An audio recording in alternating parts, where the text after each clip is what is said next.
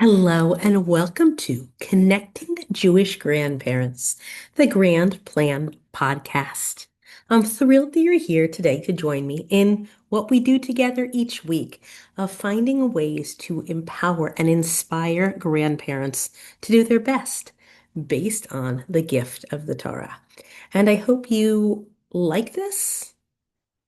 Give it stars, share it with people, spread the word about this mission, this work, this empowerment process because you know how important grandparents are. We need to let everybody know. All right, this week we have a double portion, Vaykhel-Pikudei, but we're going to go with one message. Before we dive into that, I want you to imagine with me for a moment. Imagine a grandchild receiving a gift of a book. Who doesn't love a book? So one grandparent chooses the book on Amazon. It's a book they liked. They read it as a child, and they ordered and shipped it to their grandchild. Another grandparent, or the same grandparent for that matter, chooses a book that they loved as a child and inscribe it with the message, "Dear grandson, this is a book that I enjoyed as a child. And I remember talking about it with my grandmother. I hope you enjoy it too." And sends the book off. Both of these grandsons got books. They got beloved books. Is it the same thing? It's the same gift. But I think you know that it's a completely different experience. Because one is a present, it's a gift. And the other is a piece of a relationship. Both Vayakhel and Pekudei, the double Torah portions, describe the building of the Mishkan. This is not the first week that we have spoken about the building of this most holy structure where the divine rests with the people. But what is unusual, and it isn't the first time they've said it either, is a certain phraseology. When the Torah talks about the artisans who built the Mishkan, it calls them Chochmei Lev, people with wisdom of the heart. And when it talks about the people who donate materials, it calls them Nidivei Lev, people who are generous of the heart. Understand that the words could have been much simpler. It could have said skilled workers, artisans, talented people. It could have simply said donors. But again and again, it adds one small word, just two letters in Hebrew, lamed vet lev, heart. This detail raises a question. Why does the Torah care so much about the heart of the person who is giving or creating? What difference does it really make? Just donate the items.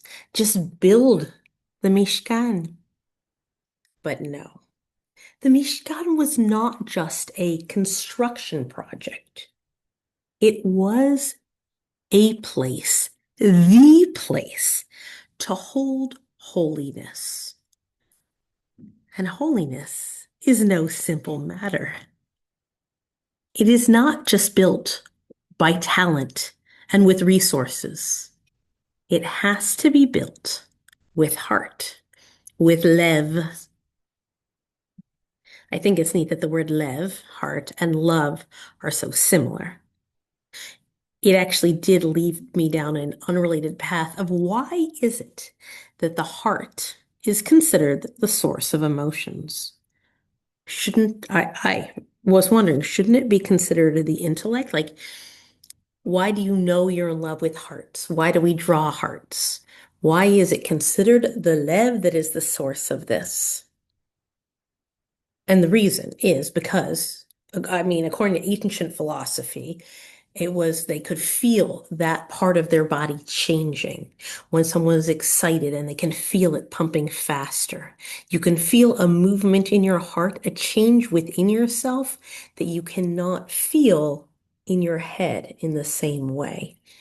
And the function of the heart to be circulating the blood around the body.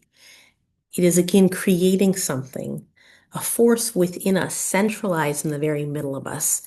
So a heart is a lot more than the four chambers pumping blood. It is the life force. It is the love force, and it's something we can feel in a most basic way. That was a side point, really. Let's get back to the grandparents, the main idea why we're always here. Because for grandparents, this heart, this lev, this love is incredibly relevant. Many grandparents wonder what should they be giving their grandchildren. We talk here a lot about legacy, but in the moment, in the now, is it giving time? Is it giving gifts? Is it giving Jewish knowledge? Is it giving experiences? All of those things matter. But the Torah is reminding us with the repetition of this beautiful and very small word, what makes a sacred relationship is not only what we give, it is how much heart we bring to it. I want to say it again because I was getting a little bit tongue-tied earlier. The Torah is reminding us that what makes something crucial, sacred, important in a relationship is not what we give, not how much we donate, how much we gift, how much time is spent together, or how much is invested. It is how much heart we bring. So now we can come back to those first two phrases. Chokhmat lev, wisdom of the heart, and Nadiv lev, the generosity of the heart. And what those look like in grandparenting. In the Torah, it's talking about how the weavers weave and how generous the donations are. But we're going to take the brilliance of the Torah and put it into our grandparent life.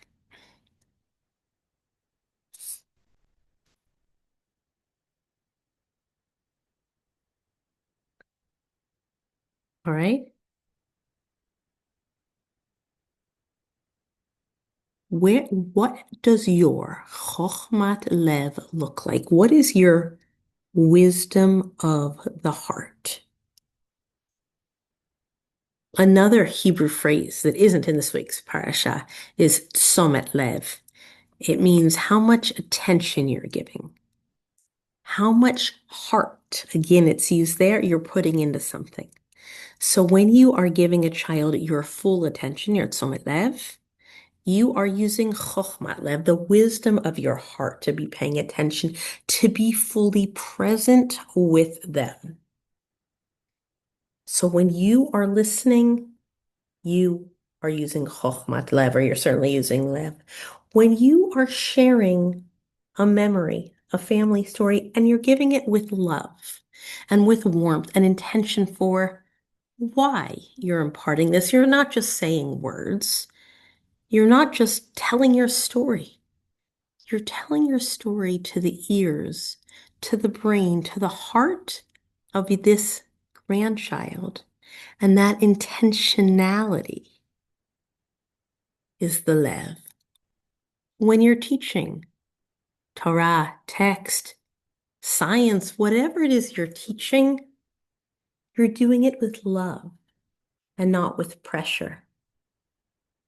My children were reflecting on how their grandfather taught them to play chess. And they were so joyous remembering it with the love that he used in teaching them how to maneuver each piece on the chessboard because it was done with Lev. He wasn't my father-in-law of blessed memory. He wasn't just a talented chess player. He certainly was. But it was with Chochmat Lev that he taught the game to his granddaughters. Wisdom of the mind informs. Wisdom of the heart connects. I think that this phraseology, again, I could say it 100 times, skilled, talented versus chokhmat lev is just a complete game changer. I think you've probably seen it in athletes before. You can see athletes that are very talented at the sport that they play. And then you can see an athlete that is both talented and playing with love. And those are the ones that are really a joy to watch. All right, now let's pivot slightly to Nediv Lev, the generosity of the heart, because this is equally relevant. Grandparents often gives gifts, trips, money, help, but the Torah highlights Nediv Lev. A gift without heart is just a transaction. A gift with heart becomes a memory. I spoke about those two different books at the beginning of the podcast, one with a note inside and one without. I was just took my children to clean the bookshelves at their grandparents' house and, get the books that weren't needed anymore off the shelves. But each book that they opened, that I opened, that had a message inside, we knew it came from love. And those were the books to be cherished, even if the book wasn't that good.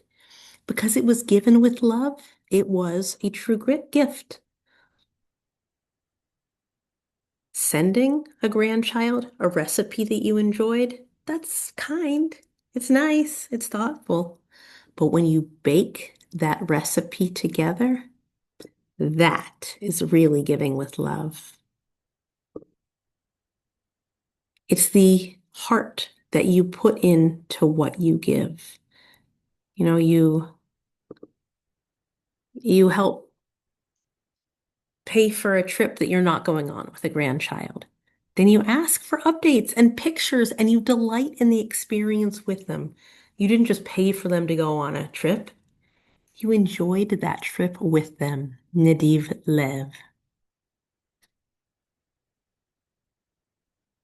So I've said these words, the lev, the giving with the heart and the creating with the heart. They're in relationship in the Torah, in Vayakhel and Pekudei, to the building of the Mishkan, the place where the divine rested. The place that was built with wisdom of the heart and with generosity of the heart. We don't have the Mishkan today. We haven't had it for a very long time. But the place where we come together to feel the divine is within our families, within our communities, and across generations. And this is where the grandparents are the builders. Not just through knowledge and not just through resources, but through heartfelt, heart-filled presence. Being there with your chokhmat lev, the wisdom of your heart, and nadiv heart, the generosity of your heart, is how you're building the world for your grandchildren. So this week, take some time to think for yourself of where you can put just a little bit more lev, a little more love, a little more heart. Is it listening more intently in a phone call with your grandchild? Is it maybe getting a walk together? really thinking about a story from your life that would be meaningful to your grandchild and thinking about how they would best hear it and sculpting it and gifting it to them with heart. Not more information, just more heart. Before I say goodbye for this week, I want to remind you, or maybe you don't even know yet, I have a course that I'm teaching. I'm super excited about it. It's been a dream of mine for a long time, and it's a very small group. So it's only 12 spots. It is during the counting of the Omer when we are working on ourselves. I'm saying so much about it because I'm so excited about it. Okay, it's called Becoming the Grandparent That You Want to Be. It's 6 workshops, really interactive, fun, exciting, but changing. Like, I really think life changing on tapping into each person's grandparent potential.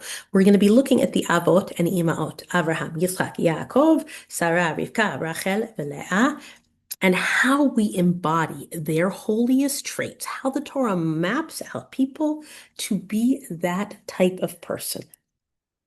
I'm going to put a link in the show notes. Reach out to me with any questions you have about it. Bring a friend, bring 2 friends, bring your spouse. I want to start teaching this. I'm so excited to share this with you. So spread the word about the podcast. Absolutely. Share the episode. But then please sign up for Becoming the Grandparent You Want to Be. It is going to be phenomenal. I simply can't wait. And I really, really hope you join me. Have a great week.